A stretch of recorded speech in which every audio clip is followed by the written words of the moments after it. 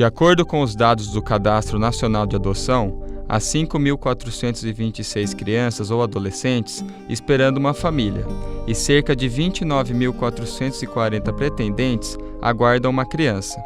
Segundo o Conselho Nacional de Justiça, há 5,4 vezes mais pretendentes do que crianças aptas à adoção. Em 5 anos, foram adotados 1.987 crianças ou adolescentes. Só no estado de São Paulo, em 2012, foram 3.535 adoções processadas. Em 2011, foram 3.450 processos. Embora esses números ainda demonstrem a dificuldade do sistema brasileiro em agilizar o processo de adoção, uma nova composição familiar ganha força nesse processo adotivo: a adoção por famílias homoparentais. Bom dia! Essa edição do Diálogos vai tratar sobre o processo de adoção por famílias não tradicionais. Aqui, a gente vai discutir um pouco sobre o processo psicológico, vai falar sobre as leis e também mostrar um pouco do cotidiano. Aqui no estúdio eu tenho comigo Guilherme Vicentini. Bom dia, Guilherme. Bom dia, Natália. E a nossa entrevistada, a Marina Pacheco. Marina é formada em psicologia pela PUC e psicanalista, especialista em crianças e em famílias. Marina, bom dia. Muito obrigada pela sua presença. Eu que agradeço. Bom, Marina, a primeira pergunta que eu queria fazer para você é uma pergunta bastante geral. Eu queria saber, o processo de adoção ele é bastante lento. O que os pais devem fazer e o que a criança deve fazer para lidar com esse processo, para não acabar com as expectativas da criança e não deixar ela frustrada? Então, as expectativas, elas sempre estarão presentes, né? Esse tempo do processo, é claro que ele acaba favorecendo o aumento de expectativa de ambos. Mas o fato da criança saber que existe alguém, que existe uma família que a deseja, que quer cuidar dela e que espera também por ela, isso por si só já é um alívio. E a gente precisa entender também que a criança, ela precisa de um tempo que é necessário para que ela possa estabelecer esse novo vínculo. E para isso ela precisa ir se despedindo dos vínculos anteriores, tanto com as figuras parentais que foram rompidos, quanto com as outras crianças que ela se vinculou no abrigo e até com os cuidadores do abrigo. E aí, nesse sentido, tem um trabalho muito legal que os profissionais do abrigo fazem para ajudar essa criança a fazer essa travessia. Os profissionais vão dando informação para essa criança: olha, tem uma família que quer te conhecer, olha, hoje você vai receber uma visita. Eles fazem festas de despedida para essa criança quando ela vai ser adotada. Muitas vezes acontece da criança ter que mudar de escola, quando ela é adotada. Então tem uma série de mudanças e de perdas que essa criança precisa elaborar, até para poder fazer esse investimento aí afetivo com esses novos pais. Bom, e a gente visitou também um casal homossexual aqui de Campinas, que foi o primeiro casal gay a adotar uma criança, não é isso, Guilherme? Exatamente, Natália. O repórter Henrique Fernandes visitou a família campineira. Confira na reportagem. Paulo e Marcos estão juntos há 15 anos e há 5 decidiram adotar uma criança. O caminho foi longo. Na primeira tentativa de entrar para a fila de espera, o pedido foi negado. Porém, montaram um documento com depoimentos de amigos, psicólogos e pedagogos e assim conseguiram fazer parte do processo. Em 2013, conheceram Wesley, que hoje tem 5 anos de idade. O que é interessante, é que a gente seguiu todo o protocolo, a gente não pulou nada. A gente foi visitá-lo, acho que durou umas 3 semanas, a gente ia visitá-lo 2 vezes. Duas vezes por semana a gente ia à tarde lá, brincava com ele. Depois a gente teve... Mas isso sempre no universo das outras crianças. A gente começou a sair com ele, a gente pegava ele à tarde, tipo 1 hora. Mas a primeira saída foi junto com o psicólogo, lá no Parque do Taquaral. Em setembro daquele ano, após mais passeios e fins de semana juntos, o casal conseguiu a guarda do menino. Os pais de Wesley acreditam que, através da vivência, ele vai saber lidar com os preconceitos que a sociedade pode ter por ele fazer parte de uma família diferente. 10 anos, o Fred e eu. E aqui? Paulo e Marcos. Ele tem convivido com a gente, com as nossas famílias, com os nossos amigos, E a gente tem amigos assim, tudo que é jeito, Tem amiga que é travesti, tem amiga que é que é lésbica, tem amiga que é gay, tem os nossos parentes, tem amigos que são casais heterossexuais. Então ele convive com a diversidade.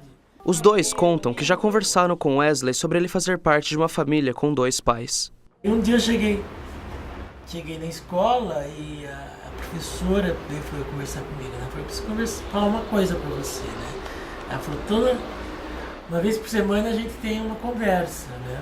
Uma roda de conversas aqui com as crianças e tal, e hoje o tema foi sobre família. Né? Ela falou, e o Wesley ele ainda é, mas ele era muito mais tímido, né? Muito mais fechado. Ela falou, olha, foi a primeira vez assim que o Wesley falou na roda de conversa, e ele disse que na casa dele tem 2 pais e um cachorro. Eu quero, né? É um desejo meu, assim, de que ele seja uma pessoa tranquila, uma pessoa amiga, confiável, que os amigos dele confiem nele, sabe? Que ele seja ético, né? E daí, é claro, né? A gente sabe que de repente pode acontecer. A gente está vendo aí o mundo que a gente vive, né? Essa sociedade é preconceituosa, é machista, é heterossexista e tudo mais. Mas eu acho que a gente está dando uma base legal para ele enfrentar isso e tirar de letra. Dá um beijo. Dá um beijo. Dá um beijo. Dá um beijo.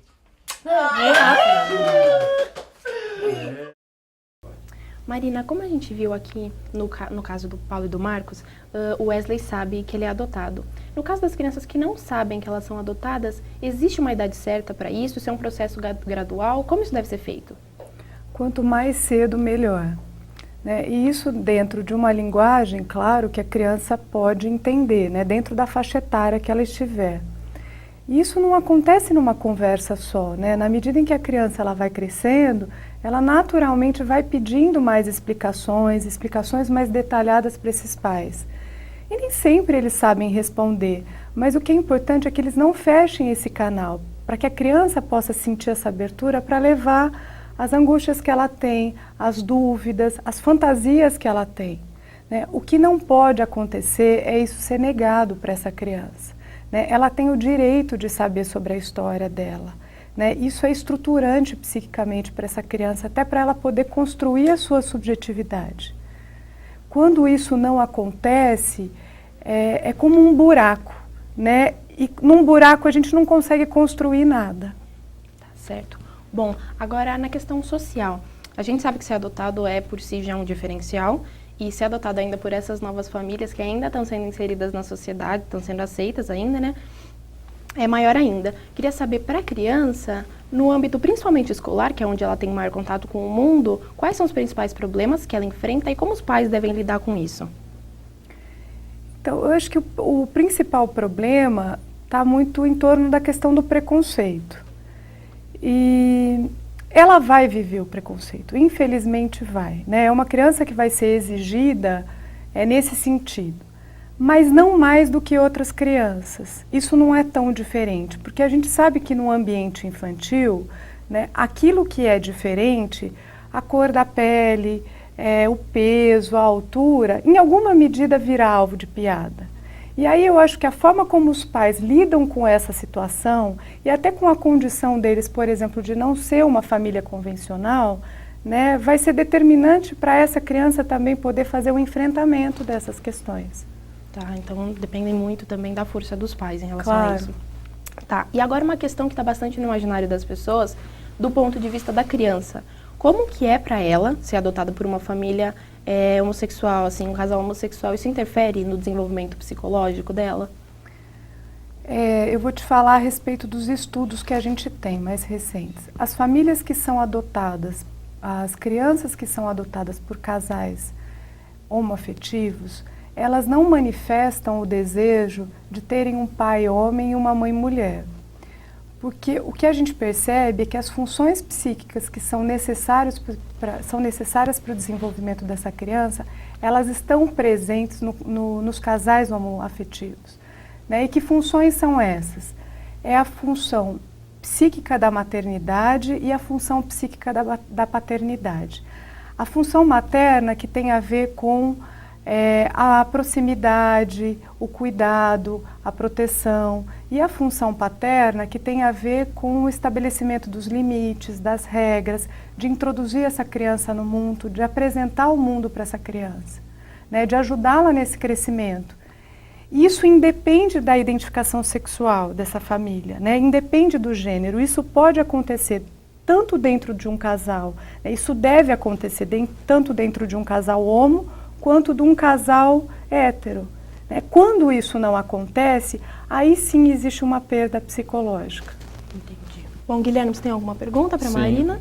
Marina, esse processo judicial é desgastante e interfere de que maneira no psicológico da criança? Então, acho que os impactos negativos, eles ocorrem quando a criança ela não sabe o que está acontecendo, ela não tem informações do que está acontecendo com ela, né? Nem do porquê que ela está, por exemplo, no abrigo, do que aconteceu para ela estar ali, né? Ou do que vai acontecer com ela. E isso sim tem um efeito devastador para essa criança, isso é muito desorganizador para ela emocionalmente. Ou também o contrário, né? O contraponto, que é essa criança ter que viver uma situação aí de um rompimento com a instituição acolhedora, com o abrigo, de uma forma muito apressada, de algo muito abrupto, que não dá tempo para ela elaborar as perdas que ela tem. Então, tanto num sentido quanto no outro, isso tem um efeito negativo. Entendi, Marina. Para entender um pouquinho melhor sobre o processo de adoção, a repórter Vanessa Sartor conversou com a assistente social da Vara de Infância de Campinas, Márcia Silva. Confira na reportagem. Já ficou claro pra gente que as famílias tradicionais compostas por pai, mãe e filhos vêm mudando ao longo do tempo. Para nos explicar como a legislação brasileira vem acompanhando essas mudanças, estou aqui com a Márcia Silva, assistente social e coordenadora da equipe interprofissional da Vara da Infância. Márcia, como estão as leis atuais para essas famílias não tradicionais aqui no Brasil? A lei não faz distinção entre um casal tradicional, homem e mulher, ou qualquer outro tipo de família, homem, mulher, ou uma pessoa solteira. Não há qualquer distinção no momento de se inscrever para a adoção. Então, uma família, independente de sua composição, o que ela tem que fazer para adotar uma criança? Qualquer pessoa interessada deve procurar a Vara da Infância da sua cidade. Aqui em Campinas, a pessoa deve ligar para o setor de adoção e agendar sua participação numa reunião informativa. É o primeiro passo. Nessa reunião, vai ficar sabendo um pouco de como funciona a adoção e os documentos necessários. Então, esse é o começo da inscrição. Muita gente acredita que o processo para as famílias não tradicionais é mais longo do que para as famílias tradicionais. Isso é verdade? O que pode causar uma demora é o perfil da criança escolhida, né? Se é uma criança muito pequena, se é uma criança saudável, uma única criança branca. Então é o conjunto de características e do perfil da criança que diz o tempo, não é a composição da família. E existe licença maternidade, paternidade para os pais, ou para o pai ou para a mãe que pretendem adotar? Sim, existe a licença maternidade. No caso de ser apenas um homem, existe também esta licença. No caso de ser um casal, a licença é para uma das pessoas, de forma geral, para a mulher. Agora, em relação aos documentos da criança, pais homossexuais, por exemplo, podem registrar os seus nomes no documento da criança? Sim, porque vai ficar filho de e de, independente de inclusive a ordem, né? Esse primeiro, aquele primeiro, é filho destas pessoas. E então não há qualquer diferenciação nesse sentido no documento. Obrigada pelas informações, Márcia Silva. Bom, então, para quem pretende adotar e tem interesse, deve procurar a Vara da Infância mais próxima à sua casa. Marina, bom, então a gente viu que esse processo de adoção ele é bastante demorado, ele é bastante burocrático, né? Queria saber agora em relação aos pais, é necessário que o casal também tenha um acompanhamento psicológico durante esse processo por conta da estrutura familiar? Uhum. Então, essa pergunta é muito válida porque ela faz a gente pensar no quanto esses pais precisam estar cuidados emocionalmente, né? essa fase de espera é aquilo que a gente fala de o pré-natal da adoção. Então, esse é um momento onde são muitos os sentimentos que estão presentes, né? E esses pais vão precisar de um espaço para que eles possam aí metabolizar, elaborar, pensar sobre essas coisas todas, né? Para que eles possam fazer os questionamentos, levar as ansiedades que eles vivem, as dúvidas que eles têm, o planejamento em relação a essa criança e até a idealização que eles têm dessa criança. Existe uma criança que está dentro deles muito idealizada e que vai de encontro a tudo aquilo que eles desejam e muito diferente da criança real, né? E eles precisam desidealizar isso. E isso é um processo que vai acontecendo. Então, quanto esses pais é necessário que estejam acompanhados ou por um profissional ou por um grupo de apoio. Bom, então a gente sabe que o realmente importante é o bem-estar da criança e o esforço por parte dos pais para a criança crescer num ambiente também muito acolhedor e saudável. Bom, Marina, a gente acredita que esse assunto é muito importante porque ainda é muito pouco abordado e os seus esclarecimentos ajudaram muito. Muito obrigada. Obrigada a vocês também. Bom, essa edição do Diálogos fica por aqui. Obrigada pela sua companhia. Obrigado, Marina. Obrigado pela sua companhia e até a próxima.